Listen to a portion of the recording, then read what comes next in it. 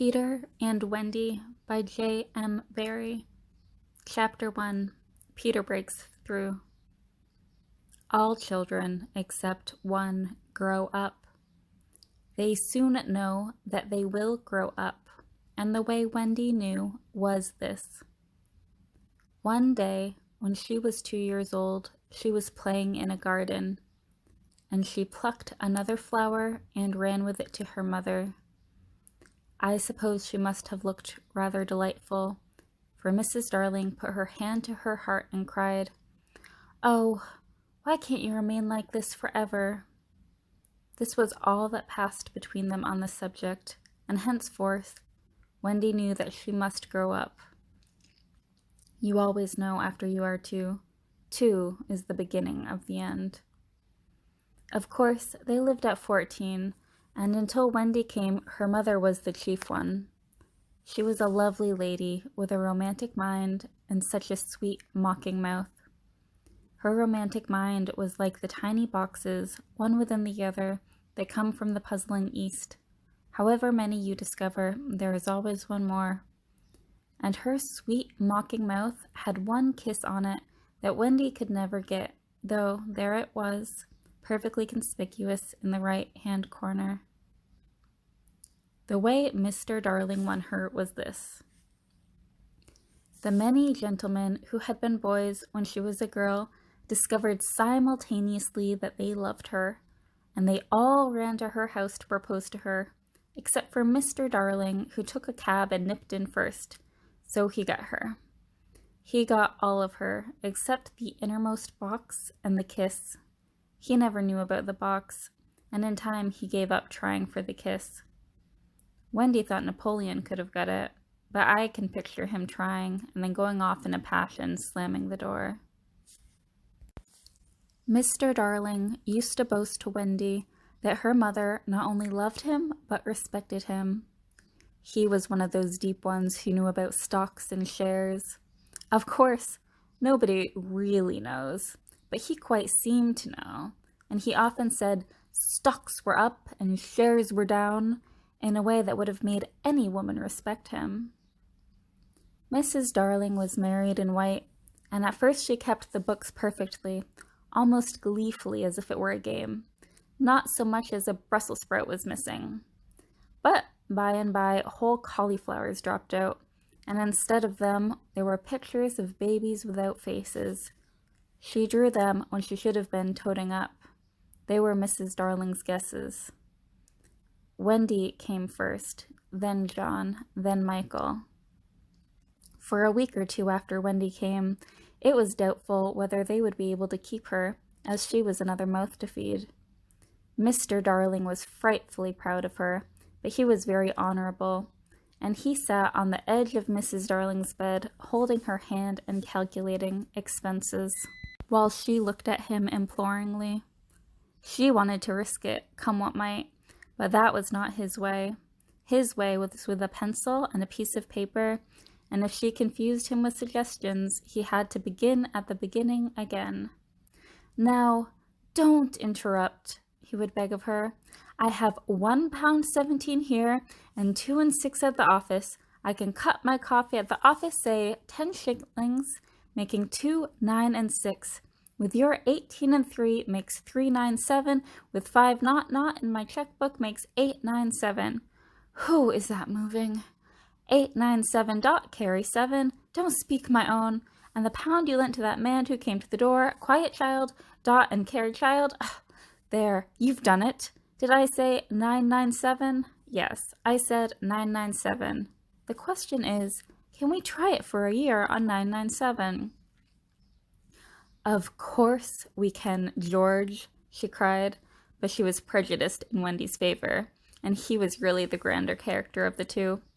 "Remember mumps," he warned her almost threateningly, and he went off again. "Mumps, £1, that is what I have put down, but I dare say it will be more like 30 shillings. Don't speak. Measles, 1.5. German measles, half a guinea. Makes 2, 15, 6. Don't waggle your finger. Whooping cough. Say 15 shillings. And so on it went. It added up differently each time, but at least but at last Wendy just got through, with mumps reduced to 12/6 and 2 kinds of measles treated as one. There was the same excitement over John, and Michael had an even narrower squeak. But both were kept, and soon you might have seen the 3 of them going in a row to Miss Folsom's kindergarten school, accompanied by their nurse. Mrs. Darling loved to have everything just so, and Mr. Darling had a passion for being exactly like his neighbors. So of course they had a nurse. As they were poor, owing to the amount of milk the children drank, this nurse was a prim Newfoundland dog called Nana, who had belonged to no one in particular until the Darlings engaged her.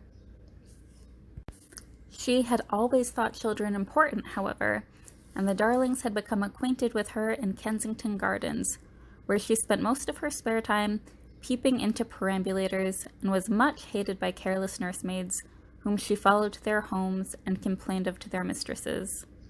She proved to be quite a treasure of a nurse. How thorough she was at bath time, and at any moment of the night if one of her charges made the slightest cry. Of course her kennel was in the nursery. She had a genius for knowing when a cough is a thing to have no patience with and when it needs stalking round your throat.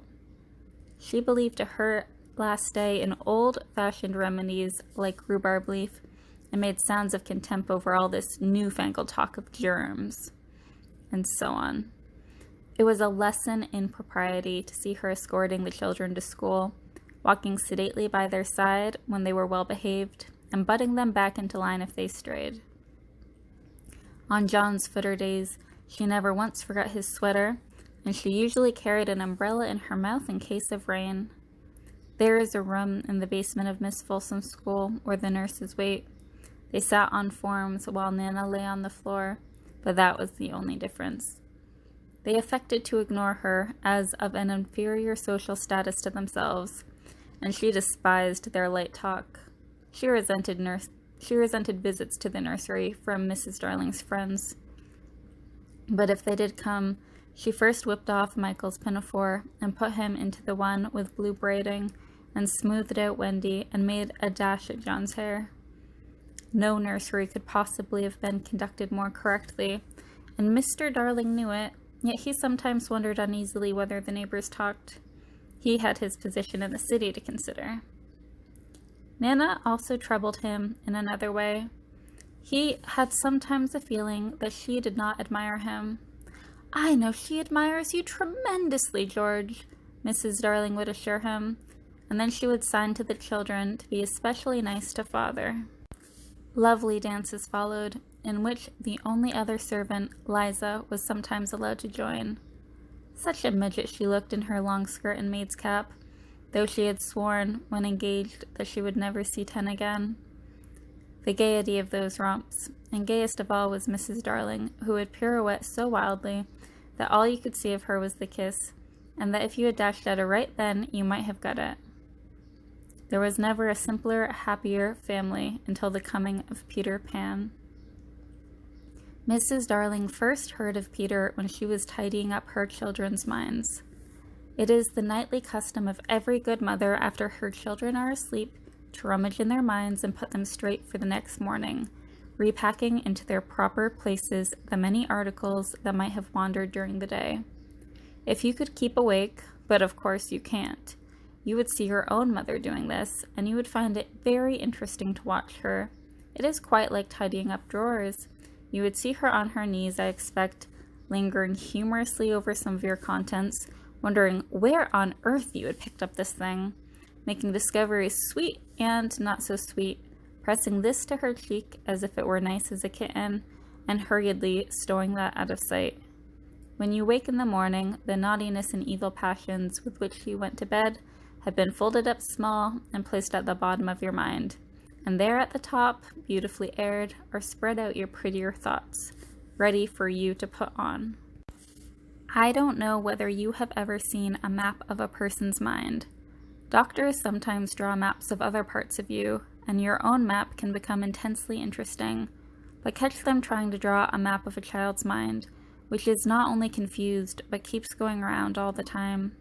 There are zigzag lines on it, just like your own temperature on a card, and these are probably roads in the island, for the Neverland is always more or less an island, with astonishing splashes of color here and there, and coral reefs and rakish-looking craft on the offing, and savages and lonely lairs, and gnomes who are mostly tailors, and caves through which a river runs, and princes with 6 elder brothers, and a hut fast going to decay, and one very small old lady with a hooked nose. It would be an easy map if that were all. But there is also first day of school, religion, fathers, the round pond, needlework, murders, hangings, verbs that take the dative, chocolate pudding day, getting into braces, say 99 3p for pulling your tooth yourself, and so on. And either of these are part of the island or they are another map showing through, and it is all rather confusing, especially as nothing will stand still. Of course, the Netherlands vary a good deal. John's, for instance, had a lagoon with flamingos flying over it, at which John was shooting, while Michael, who was very small, had a flamingo with lagoons flying over it. John lived in a boat turned upside down on the sands, Michael in a wigwam, Wendy in a house of leaves deftly sewn together. John had no friends. Michael had friends at night. Wendy had a pet wolf forsaken by its parents. But on the whole, the Neverlands have a family resemblance, and if they stood still in a row, you could say of them that they have each other's nose and so forth. On these magic shores, children at play are forever beaching their coracles. We too have been there. We can still hear the sound of the surf, though we shall land no more. Of all delectable islands, the Neverland is the snuggest and most compact. Not large and sprawly, you know, with tedious distances between one adventure and another, but nicely crammed. When you play at it by day with chairs and tablecloth, it is not in the least alarming. But in the 2 minutes before you go to sleep, it becomes very nearly real. That is why there are nightlights. Occasionally in her travels through her children's minds, Mrs. Darling found things she could not understand. And of these, quite the most perplexing was the word Peter. She knew of no Peter, and yet here he was in John and Michael's minds, while Wendy's began to be scrawled all over with him.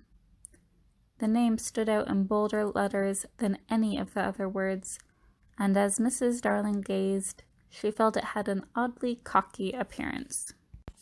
Yes, he is rather cocky, Wendy admitted with regret. Her mother had been questioning her.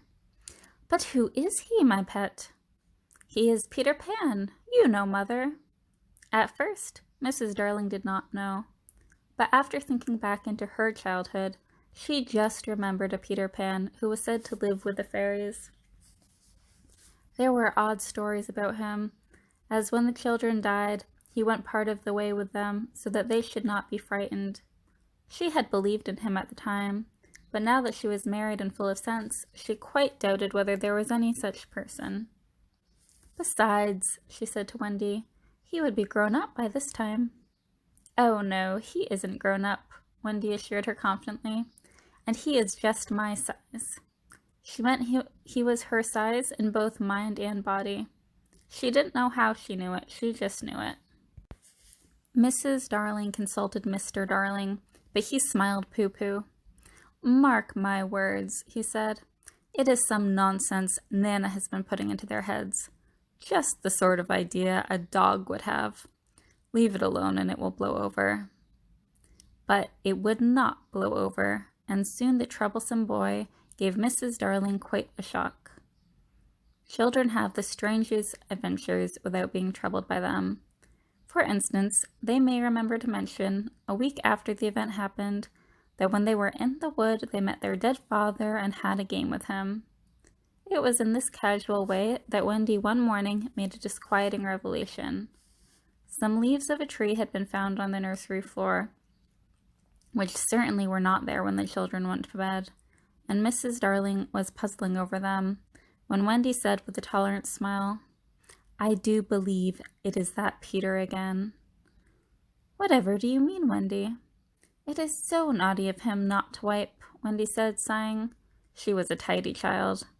She explained in quite a matter-of-fact way that she thought Peter sometimes came to the nursery in the night and sat at the foot of her bed and played on his pipes to her. Unfortunately, she never woke, so she didn't know how she knew. She just knew. "What nonsense you talk, Precious. No one can get into the house without knocking." "I think he comes in by the window," she said. "My love, it is 3 floors up." "Were not the leaves at the foot of the window, Mother?" It was quite true. The leaves had been found very near the window. Mrs. Darling did not know what to think, for it all seemed so natural to Wendy that you could not dismiss it by saying she had been dreaming. "My child," the mother cried, "why did you not tell me of this before?" "I forgot," Wendy said lightly. She was in a hurry to get to her breakfast. Oh, surely she must have been dreaming. But on the other hand, there were the leaves. Mrs. Darling examined them carefully. They were skeleton leaves, but she was sure they did not come from any tree that grew in England. She crawled about on the floor, peering at it with a candle for marks of a strange foot. She rattled the poker up the chimney and tapped the walls. She let down a tape from the window to the pavement, and there was a sheer drop of 30 feet without so much as a spout to climb up by. Certainly, Wendy had been dreaming. But Wendy had not been dreaming, as the very next night showed, night on which the extraordinary adventures of this children may be said to have begun. On the night we speak of, all the children were once more in bed. It happened to be Nana's evening off, and Mrs. Darling had bathed them and sung to them till one by one they had let go her hand and slid away into the land of sleep. All were looking so safe and cozy that she smiled at her fears now and sat down tranquilly by the fire to sew. It was something for Michael, who on his birthday was getting into shirts. The fire was warm, however, and the nursery dimly lit by 3 night lights, and presently the sewing lay on Mrs. Darling's lap. Then her head nodded, oh so gracefully. She was asleep. Looking at the 4 of them, Michael and Wendy over there, John here, and Mrs. Darling by the fire. There should have been a 4th nightlight. While she slept, she had a dream. She dreamt that Neverland had come too near, and that a strange boy had broken through from it. He did not alarm her, for she thought she had seen him before in the faces of many women who have no children. Perhaps he is to be found in the faces of some mothers also. But in her dream, he had rent the film that obscures the Neverland, and she saw Wendy and John and Michael peeping through the gap. The dream by itself would have been a trifle, but while she was dreaming, the window of the nursery blew open, and a boy did drop on the floor. He was accompanied by a strange light, no bigger than your fist, which darted about the room like a living thing. And I think it must have been this light that wakened Mrs. Darling. She started up with a cry and saw the boy, and somehow she knew at once that he was Peter Pan. If you, or I, or Wendy had been there, we should have seen that he was very, very like Mrs. Darling's kiss. He was a lovely boy, clad in skeleton leaves and the juices that ooze out of trees. But the most entrancing thing about him was that he had all of his first teeth. When he saw she was a grown-up, he gnashed the little pearls at her.